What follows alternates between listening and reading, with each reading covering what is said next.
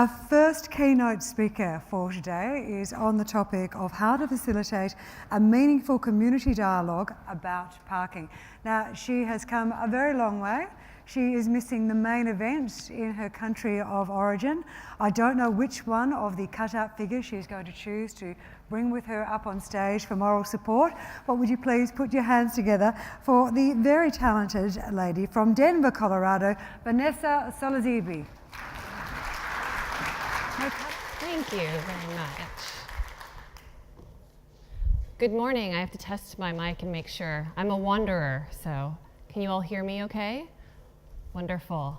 I also want to make sure that this works as well. Perfect. So good morning, everyone. My name is Vanessa Solesbee, and it is an absolute honor to be here with you today. I want to extend a special thank you to Christina Lynn of Parking and Traffic Consultants and to Lorraine Duffy as well of Parking Australia. I've been here since last Thursday, and they have really made me feel tremendously welcome. I've also had wonderful colleagues like George Brown tour me around here in Perth and Sydney as well, and I have to say that depending on what happens here in a few hours, I may be looking to stay, so I'm in the market for a sponsor. I've got a beautiful family. We're very hardworking, so, and I won't be surprised if I see many of you ducking to look at your phones today. I know I will be as well. Community dialogue and public consultation is a really important part of what I do, and what I'd like to accomplish this morning in the hour we have together is talk a little bit about why we do public consultation, first and foremost, talk a little bit about the strategies that I use when I'm going into communities to develop consultation strategies. We're going to spend some time touching on some of the newer online and digital engagement platforms, and in our session today with a few quick case studies. So you can see some of the results that happen when public consultation is done well or when it runs into challenges. So that's how we're going to spend our time this morning, and I want to make sure that I leave enough time for questions as well. So to kick us off, when I meet people and I say what I do for a living, I often get a confused look. People say, is that a career? Really? You work in parking? So do you stand outside by the meter and collect change? Is that what you do for a living? And I often chuckle, but it's a great question because our industry is amazingly complex, and in my opinion, it's all about problem solving. It's all about trying to connect people to the places they want to go, whether that's a city, a university, an airport, a business district. It's about creating livable spaces, and it's about bringing people together. And that's really the motivation behind why I think that public consultation is so important. It's because it's the people factor. And I think that a lot of times in our business that gets lost or it gets pushed to the side. People are an X factor. They're unpredictable and they change a lot of things, but they also have great vision, they have great ideas, and they can help be part of the solution when they're not raising their hand and telling you that by implementing a parking structure or doing a new policy you're going to ruin their lives. There's something behind that, there's something under that, and hopefully we can talk a little bit more about that today. But I really wanted to start with the why. It's so much more than where we park our cars. Technology, it's an incredibly important part of, all of us right here are changing, like literally changing the landscape of how people move around our world. That's a pretty heavy task, and I think that our industry is well suited to do it. But I think it's important when we talk about public consultation to take it above that, to take it out of the parking space and think about the people that are involved and why we're really here today, to connect people together. And for those of you who are sitting there thinking, wow, I just do public consultation because I have to. It's something that I have to check off a list. I'm not here to save the world. I hope that there's something in this presentation for you today as well to take back. So while my intro is very, kind of big picture and thinking about the world in which we live, it's really important. I also understand that sometimes we just have to get these things done so that we can move forward. And gone are the days when we can just design something and build it and move on and not ask anybody. The problem is I think we've swung completely in the other direction, and a lot of times we're paralyzed by inaction because we're trying to get too many opinions. And so hopefully today's session will help you figure out a way to be in the middle, from just plowing ahead and doing your project to complete inactivity because there's too many people at the table and you don't know what's going on. I want to tell you a quick story. I saw a really wonderful keynote talk at the International Downtown Association conference in San Francisco. I think it was last year. Were any of you at that conference by any chance? It's a great conference. It brings downtown professionals truly from across the world. And one of the keynote speakers was an executive level from Disney. And he could have talked about a variety of different things, but he chose to spend his time talking about parking and talking about the experience that they create in the parking lot. So apparently, I don't know how many of you have been to a Disney property, but apparently there are just seas of parking everywhere, and there's the Mickey lot and the Minnie lot. Well, apparently it focuses in a lot on dads for some reason. As soon as they arrive, they tend to lock their keys in their car. And so Disney has, through research, identified this as quite a problem. And so they've trained their parking attendants to spot when this happens and swoop into action. A very specific protocol for dealing with these situations where they somehow, through their communication, make the dads and their families feel like it's actually the Disney employees' fault, that something was too confusing. They get the folks on the shuttle, send them to the park and say, we will get your keys later, don't worry about anything. To the patron, this seems like magic. But for all of us, we know all of the planning. It's the design, it's the research, it's the communication, it's the problem identification that goes into making that magic happen, that Disney and other companies similar to that know that parking and access and transportation can be more than just a means to an end. It can really be a competitive advantage. And I think there's a lot of parallels with the work we do in public consultation. A lot of it is designing the process, knowing what the problem is, knowing the right thing to say, and really listening, and then helping not only provide a much needed public service through parking lot or transportation, but elevating the experience as well. Here quickly are a couple of steps we're going to go through in designing your public consultation strategy. Regardless of the project, even if it's something I've done a million times before, I always start here because there's a lot of things that happen in projects that are similar from project to project. And most of my work is in the public sector. I do a lot of work with cities and a lot of work with universities and just beginning to do some work with airports. So that's the perspective I'm coming from. Designing a strategy. The first thing is to identify the players, who's involved. And we'll talk a little bit more about this because sometimes it's more than meets the eye. Selecting the tools that you're going to use as part of your outreach process is a really important step. And we're going to talk about different types of tools. We're going to talk about the in-person tools you can use, meetings, some of the online engagement strategies. We'll touch on social media a little bit. And then we'll talk about the tools that I'm seeing that are trending out there today that kind of blend the two together. Enlisting your advocates, this is a really big thing. I don't know how many of you stand up and do a lot of presentations for a living, sometimes in front of tense audiences as you're pitching an idea. But what we know is that a lot of times messages come much better and are much better received when they're done from a peer-to-peer context, whether it's a client or from a city leader. It's somebody they trust. So finding those people that you can make your surrogates is a really effective step in the process. Work the process. This is going to be our case studies today. I'm going to take you through the strategies I use for 3 different outreach and consultation efforts and what happened and the results that we saw. And lastly, learn and refine. I'm a big believer that with public consultation, the process can be as important sometimes as the results that you achieve. So everything you experience, everything you learn, everything you hear can really help set you up for success in the next go-round. Identifying the players. We all know who the vocal minority is. It's the same 5 people that show up and pretend that they speak for, the unseen tribes of people behind them. It's, the people that show up at your public meeting and this will never fly and I speak for all of my neighbors. Those are pretty, they make themselves quite apparent. That group is really hard to sway. But matched with them is this silent majority group. This group is the actual hordes of neighbors that we don't hear from, and making sure that we're not only developing strategies that give the vocal minority an opportunity to vent and to be heard, but pairing that with other strategies to allow the silent majority group to chime in. Kind of with the American election, there's a lot of apathy when it comes to public consultation. People just don't want to participate. They don't care until it's in their backyard. So how can we pull some of those people out and engage them in our processes?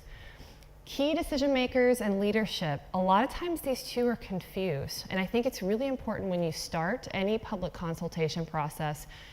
Leadership, it's really important to keep them involved and informed, but don't automatically assume that they're the people that are going to be making the decision.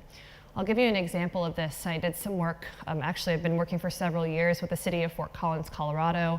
Vibrant, beautiful town, about 150,000 people.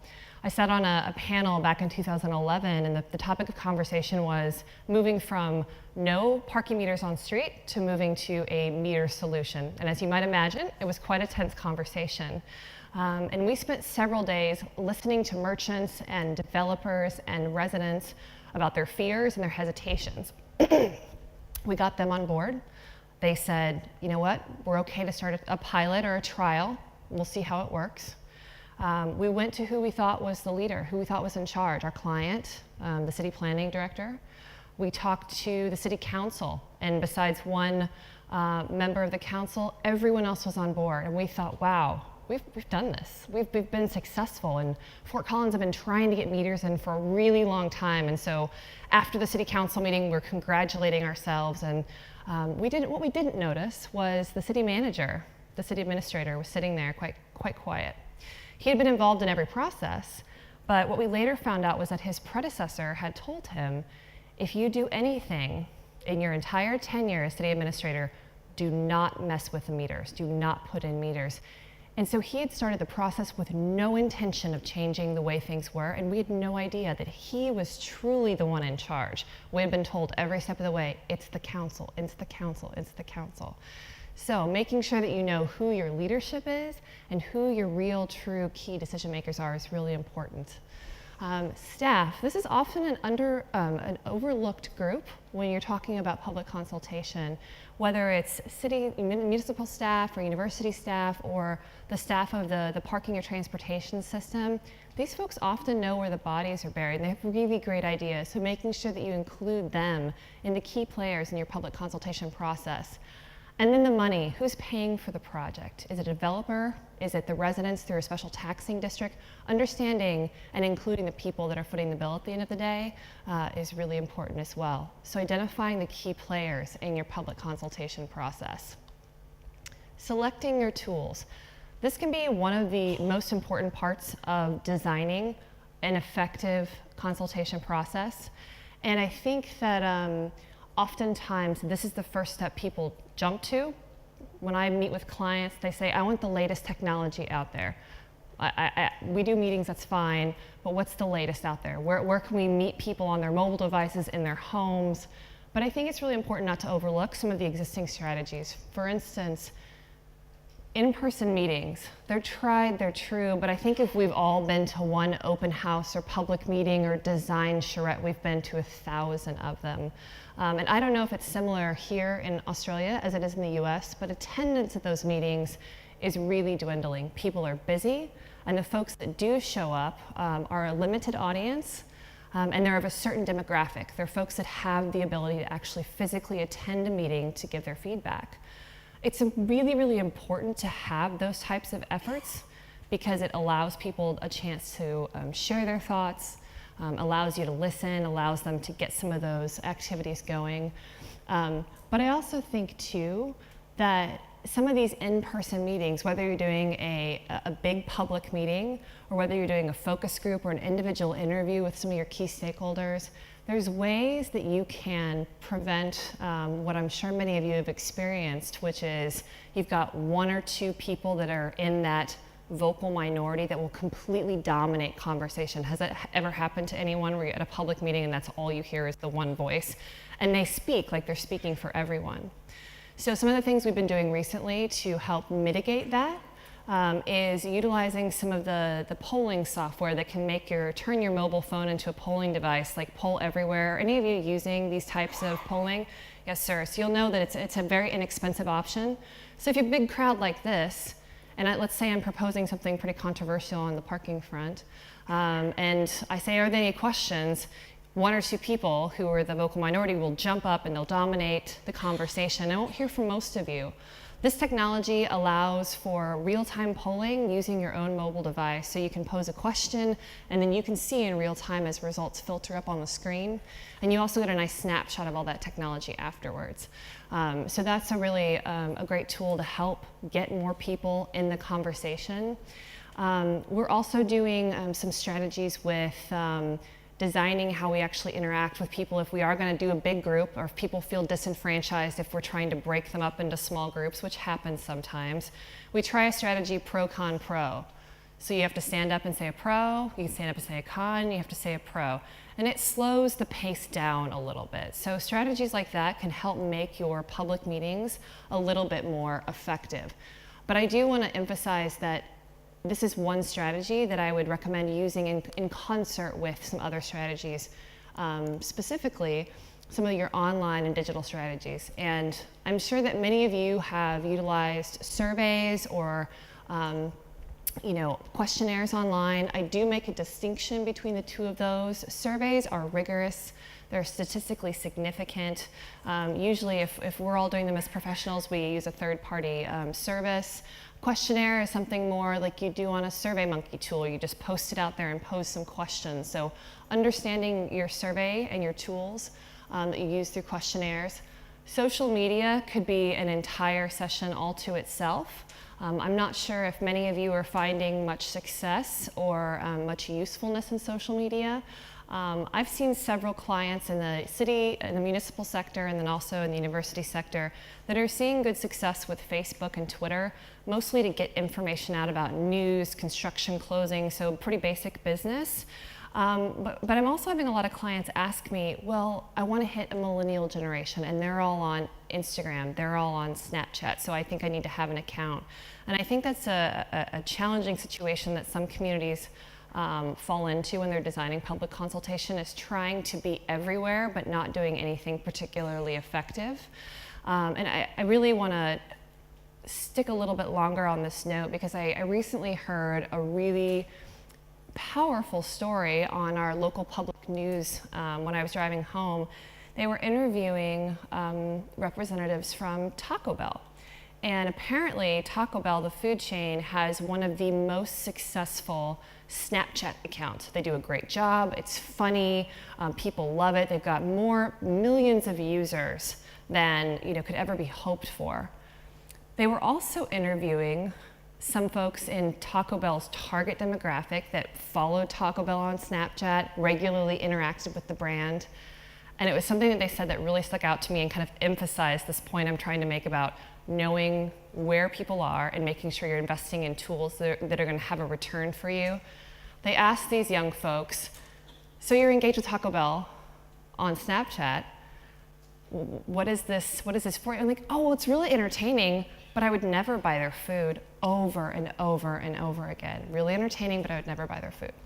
So I thought it was really fascinating because yes, these folks were engaged, they were listening, but they weren't going to engage further with the brand. And so making sure that you identify if you're in the right spots on social media and if the tools that you're investing in are really where your audience is. The integration of video, I'm sure that you're all seeing this a lot more as well. Not only videos that are produced to help share messages in really concise ways, but also in the use of new strategies like so Facebook Live. I'm seeing these pop up more and more at public meetings where stakeholders are streaming live videos.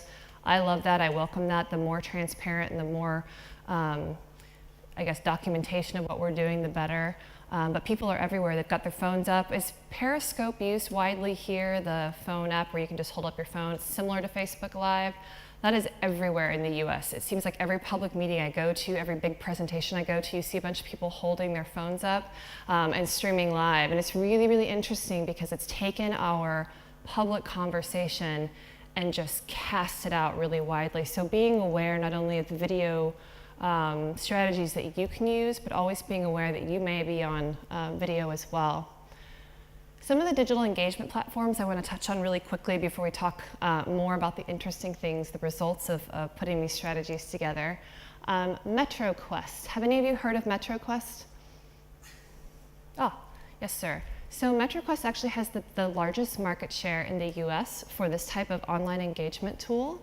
It offers a really interesting sort of series of, they look like slide decks of cards that allow people to answer survey questions. It allows you to push out visual preference surveys. So if you're looking at a certain type of design, you can have people react to it. You can designate folks with a certain amount of money and ask them to balance their own budget. So if you're putting your stakeholders in charge, where would they spend the dollars? It's a really interesting exercise. We have a mapping feature. I just used it for a university client, and it was fascinating. You have a map of your study area, and you allow stakeholders to go on there and drop pins where they would like to see transit connections, where they'd like to see bicycle infrastructure, or where they have challenges or things are working well with existing infrastructure. So it's a really interesting visual tool. And you get a nice organized platform that you can look at afterwards and see who participated, how many times they visited, their demographics, and what their answers were. Cost of a tool like this, I would say, is intermediate to high, ranging anywhere from $10,000 to $20,000 US dollars for one single installation. And it takes only about 4 weeks to set up. It's pretty quick and pretty low maintenance. And this is actually what it looks like, no matter where you are or what you're doing. You get to select these different slides and tailor them to your process. But the way MetroQuest was designed was so that you could finish it within 5 to 7 minutes, because that's what the research has shown is kind of your online attention span. The other great thing about a tool like MetroQuest is there's no barrier to entry. You don't have to log in, you don't have to create an account, you don't even have to log in through Facebook or other social media. You can just come to the page and off you go. And one of the nice things about MetroQuest as well is that, let's say I'm filling this out and I've gotten two slides in, and the doorbell rings and I go and my session time's out, that data is captured and it's calculated, so you're not losing data.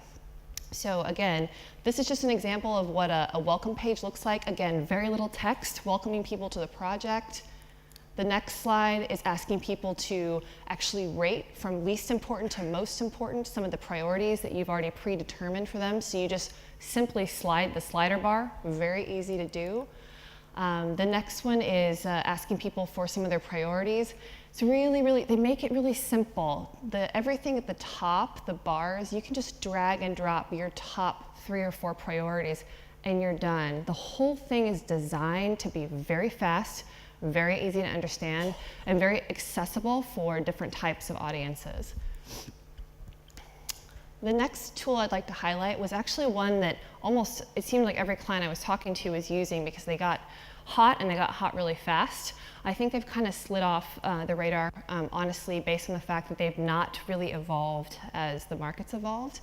My Mixer was the original name. How many of you had heard of that? They're now My Sidewalk. It's basically an online town hall forum. This one's a little bit, has a bigger barrier to entry. You have to register an account. But basically, as a city or a university or what other institution, a corporation, you can go on there and you can pose questions out to your users and let users respond, provide their ideas. You can see, it's all transparent, so you can see what other users are doing.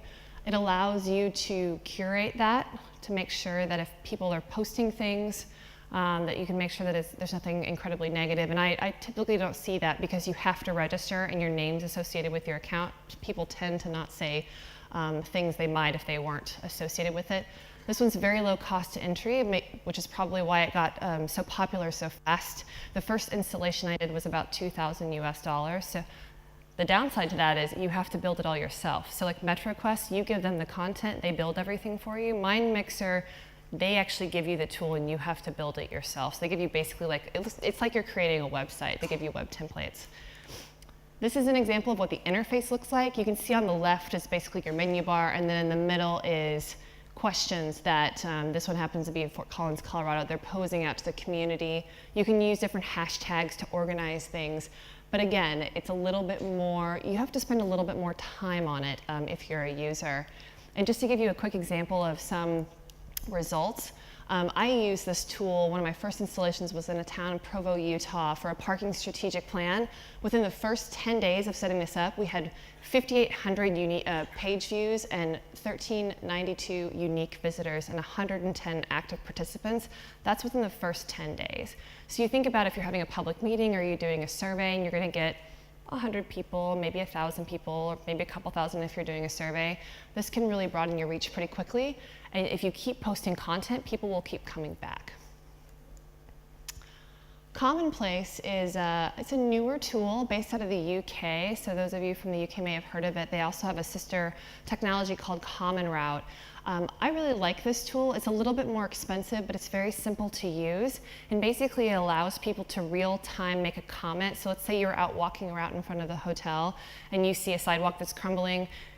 You can pop on your mobile phone and say, sidewalk's crumbling, I feel negative about this place, and you're off to the races. And then it plots you and your comment on a map. And so you can see red is bad, green is good. So you can see across the city where hotspots are, things that are working well and things that are a bit challenging for folks. If you want to see a great live example of this, you can go on Google and Google Commonplace London Bridge. There's an excellent example. And you don't have to sign in or have an account. You can go and see what it looks like. The cost for this is a bit higher. It starts around 15 or 20 US. $1,000, and the lead time's a little longer. But again, not a lot of maintenance. They set everything up for you and give you access to the database. This is just a snapshot of a project I did in Boulder, Colorado when we were just getting started. So you can see on the left-hand side of the screen, green is good comments, red is negative comments, orange is somewhere in the middle, and then you can just drill down and more comments will pop out. So some of them are actual individual comments, and some of them have numbers on it to show you that there's been 4, 5, 10, 8 comments made in that same area. And then to the right of the screen shows you just a bit of a snapshot of the dashboard that you receive as well.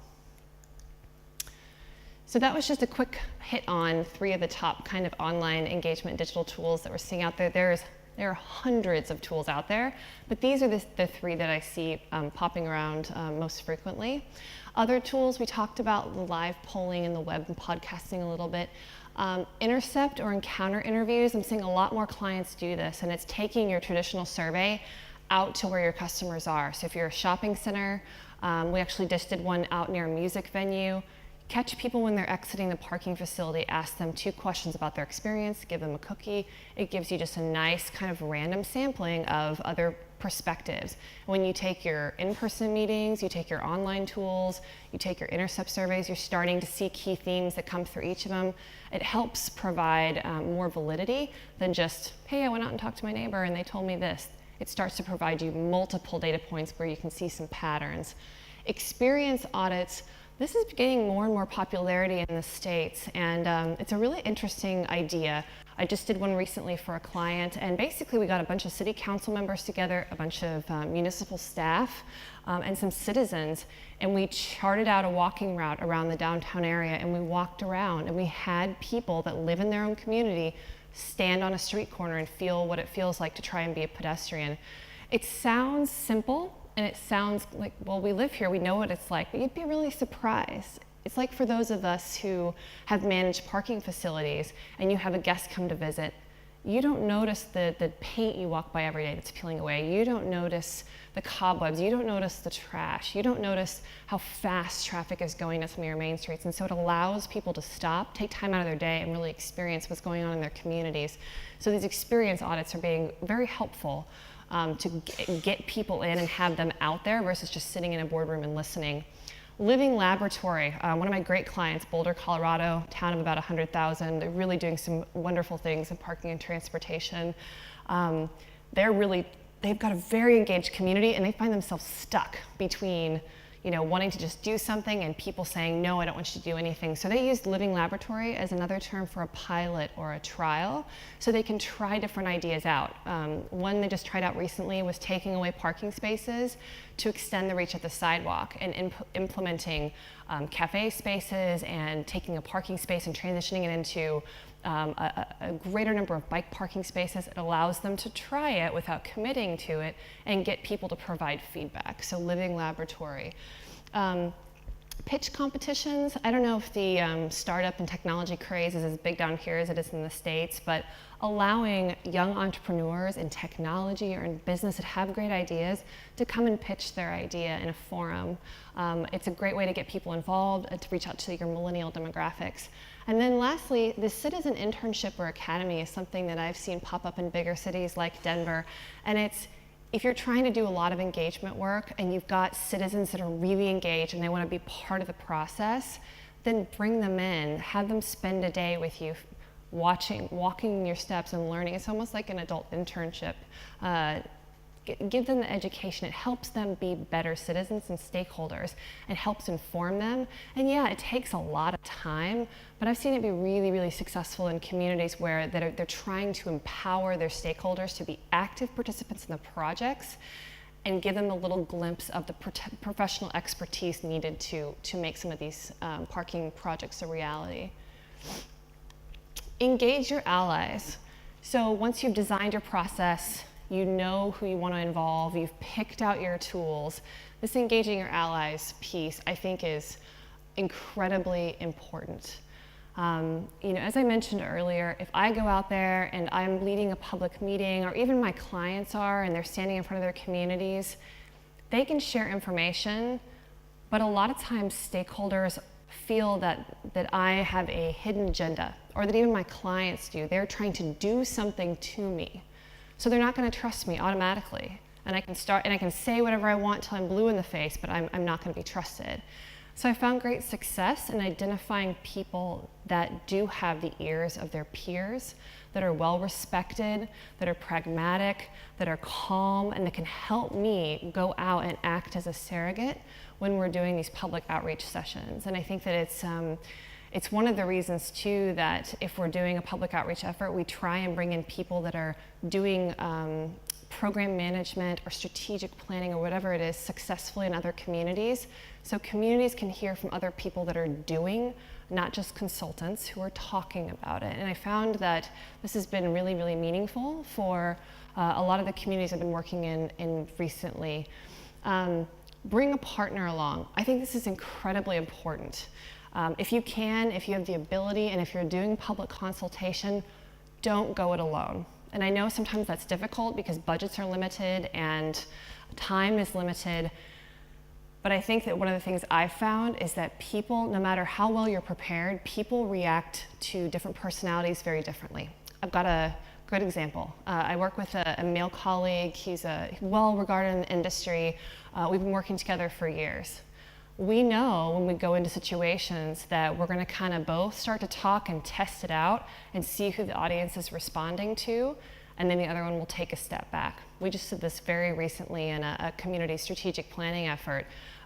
Big group, tough crowd. He started talking, and he's one of those really intelligent, kind of beautiful mind sort of people that just, he can tell you everything you ever need to know. And he and I both noticed the crowd was just not paying. Everyone was on their phones all of a sudden, and so that's when I needed to kind of jump in and re-engage the crowd. Sometimes it's completely the opposite. So if you can, bring a partner and know how the interplay is going to work, and make sure that you're looking at and you're reading your crowd and understanding how you're going to be successful. So case studies. I picked 3 case studies, 2 municipal and 1 university. We've got 1 slide for each. I promise that I'm going to stop talking soon and turn it over to all of you for questions. But I think it's important when we talk about designing a public consultation strategy, the steps that go into that, the tools that you can use. I think it's important to highlight and then what? So what happens if I do this? And I decided to pull out a couple of different examples and go from levels of success, because I think one of the things that I find trouble with, especially at conferences, you go and everyone's telling you their bright and shiny success stories. Like, I've never done anything wrong, I'm up on the stage and I'm an expert, and if you do these things, you will have a perfect public consultation and everyone will live in harmony and we'll all get ponies and go home. But I think it's important to recognize that because public consultation is about people, that the one thing you know for sure is that you have no idea what the outcome is going to be. You can, but you don't know. The first example is from Fort Collins, Colorado, and I've mentioned this example a little bit. I think it's one of the most fascinating projects I've ever worked on. And I'm going to start at the challenges. That 2011 panel was the example I was talking about earlier with the city manager who came in at the last minute, put the kibosh on everything. So the city of Fort Collins got their ducks in a row, and they came back to me last year and said, we want to try again. This time we want to take a year. We're going to talk to everybody. We're going to do stakeholder groups. We're going to be online. We're going to go to events. And we're just going to take our time and we're going to convince the community that we need parking meters. And I said, okay. I don't know if any of you have seen the movie Groundhog Day, but I just kind of felt like I was back in that again. So we started again, and we did it. We had focus groups. I mean, we talked to thousands of people. We did booths at big festivals, at their farmers market. We had an online questionnaire. We had a workshop. We did everything right. Project website, fact sheet, the whole 9 yards. And at the very end of the process, staff and we got together and we developed kind of a position paper and said, here's what we've heard, the community's kind of ready to do this. The parking advisory board group said, okay, we'll put our blessing on it, which is made up of merchants, so it's a big deal. We wisely went and talked to the city manager right off the bat and said, if we start this process, are you going to blow us up at the end? And he said no. We talked to everyone, went to city council, a bunch of people showed up, and city council lost their nerve and decided to wait again. And I think that the disappointing thing for staff was that they had tried it and they felt like this was the second time they had tried it and they'd gone through everything and they did everything correctly.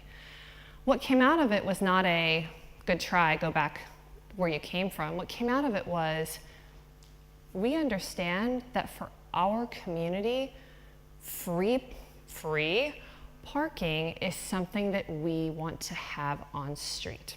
It is part of who we are, and we're willing to pay for it somewhere else.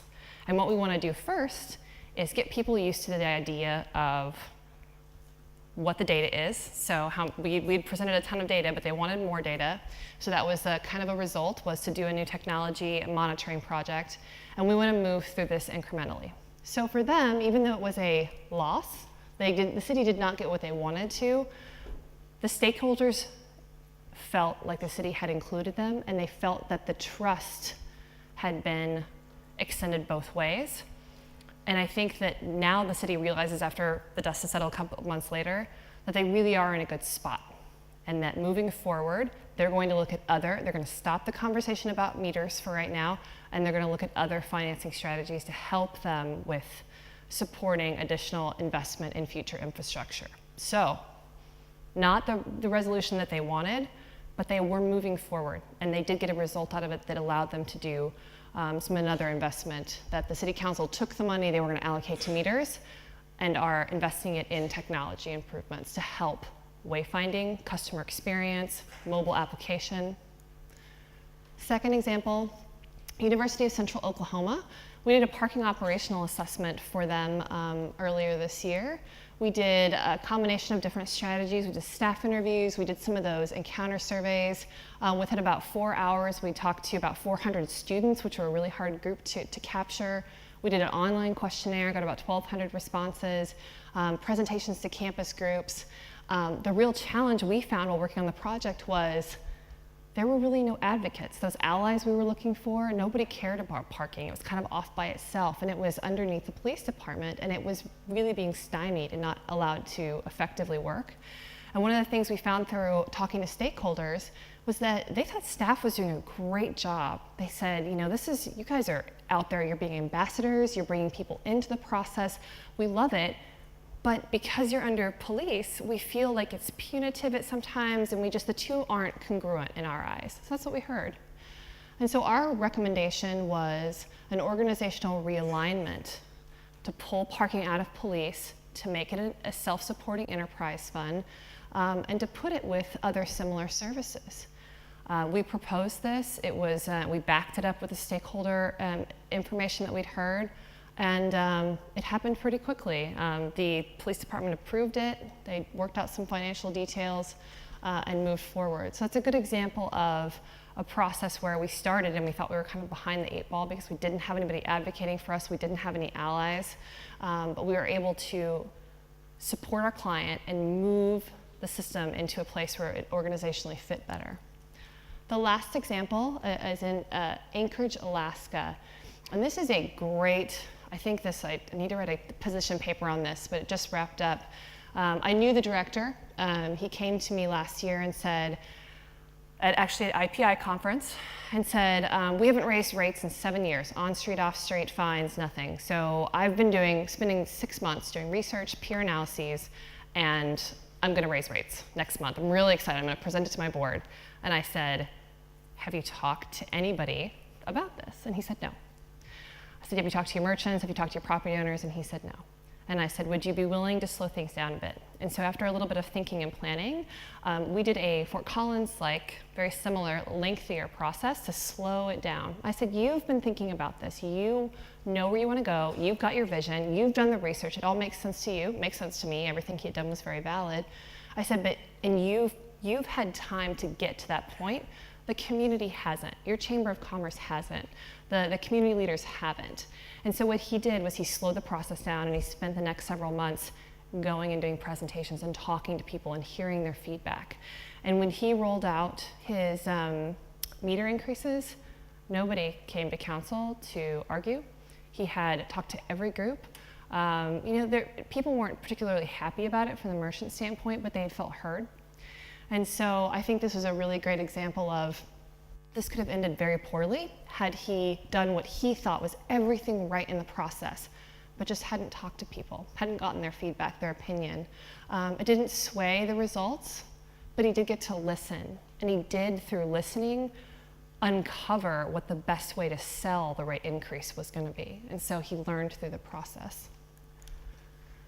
So just to wrap up, and I'm not sure what time it is, hopefully I haven't run too terribly far over. I think the one thing big that I've learned from community outreach and public consultation is that every single process you go through, you're learning something for the next time. Fort Collins is a great example.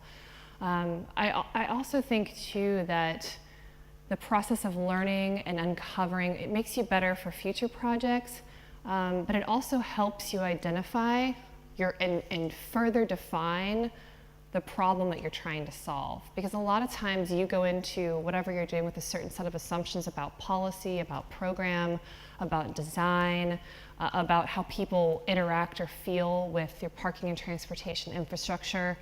And what you uncover by talking to people is a whole other set of issues. And so I think that the process itself is as important as the result, and I can't say that enough.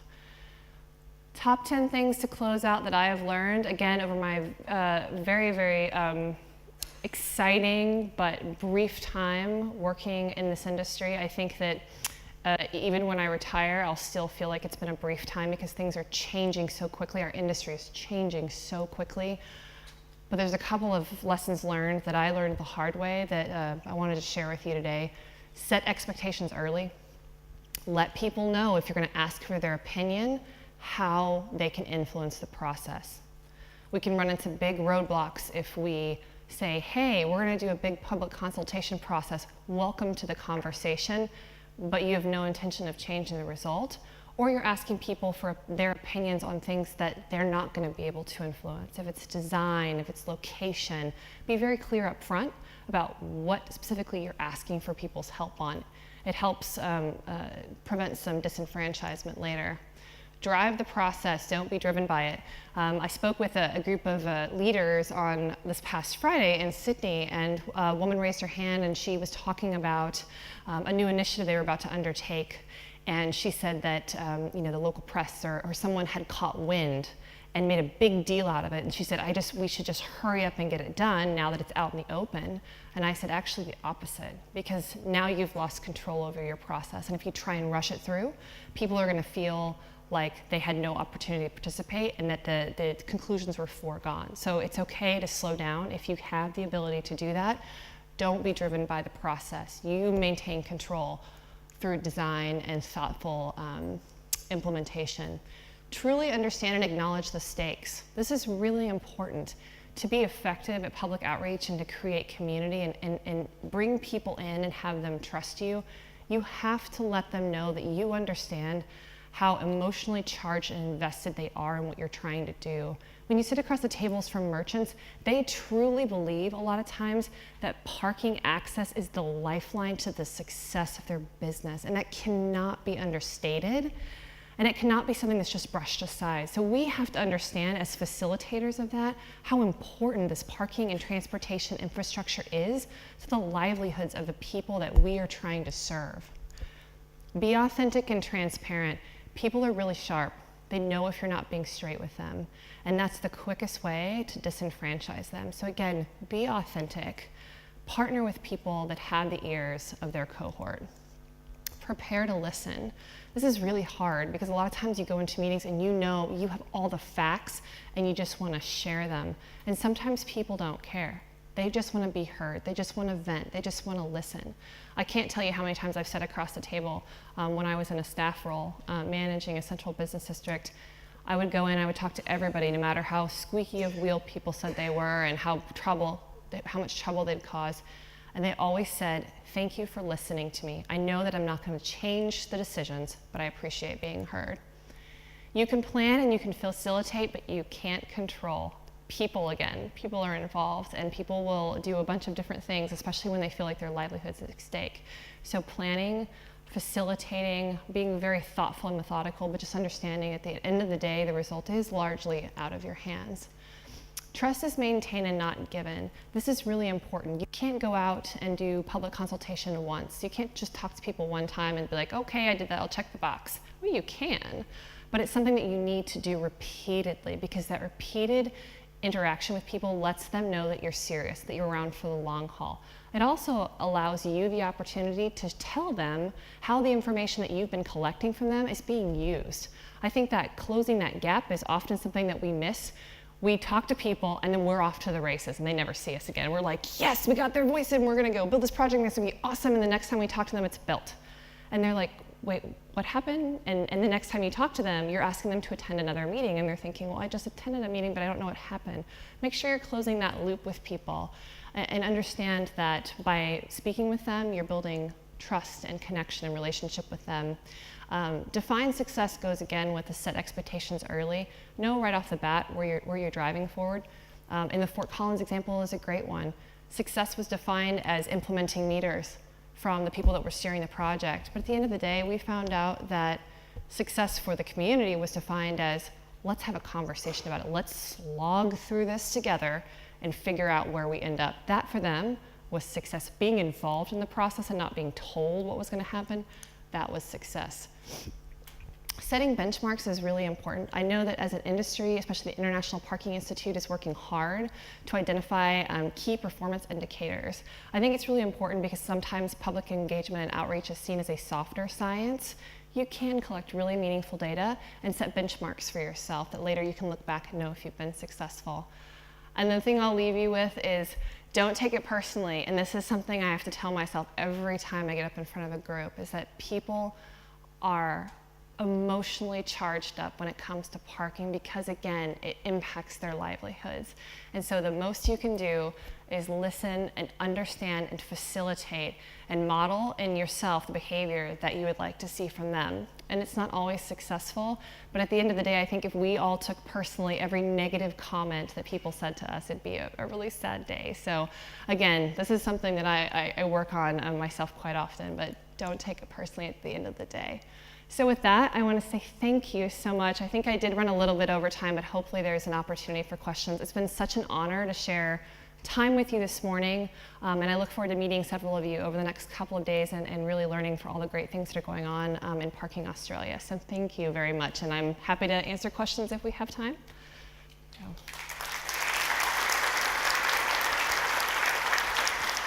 Unless they're about the election, because I have no idea what's going to happen. Do we have anyone with a question for Vanessa? We've got 5 to 10 minutes. Thank you very much. No, she's gone. That was it. You sure? Okay, Vanessa, thank you so much. I'll stick around. Put your hands together. That was very quick, wasn't it?